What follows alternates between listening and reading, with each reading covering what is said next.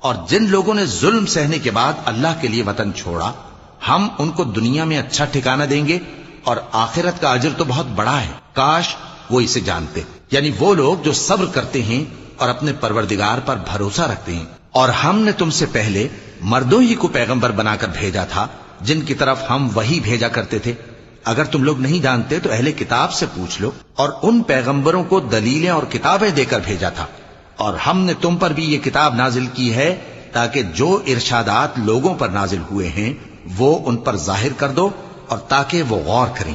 اب کیا جو لوگ بری بری چالیں چلتے ہیں اس بات سے بے خوف ہیں کہ اللہ ان کو زمین میں دھسا دے، یا ایسی طرف سے ان پر عذاب آ جائے جہاں سے ان کو خبر ہی نہ ہو، یا ان کو چلتے پھرتے پکڑ لے تو وہ اللہ کو عاجز نہیں کر سکتے، یا جب ان کو عذاب کا ڈر پیدا ہو گیا ہو تو ان کو پکڑ لے۔ بے شک تمہارا پروردگار بہت شفقت کرنے والا ہے، مہربان ہے۔ کیا ان لوگوں نے اللہ کی مخلوقات میں سے ایسی چیزیں نہیں دیکھی جن کے سائے دائیں سے بائیں کو اور بائیں سے دائیں کو لوٹتے رہتے ہیں، یعنی اللہ کے آگے عاجزی سے سجدے کی حالت میں رہتے ہیں؟ اور تمام جاندار جو آسمانوں میں ہیں اور جو زمین میں ہیں سب اللہ کے آگے سجدہ کرتے ہیں، اور فرشتے بھی، اور وہ ذرا غرور نہیں کرتے، اور اپنے پروردگار سے جو ان کے اوپر ہے ڈرتے ہیں، اور جو ان کو ارشاد ہوتا ہے اس پر عمل کرتے ہیں۔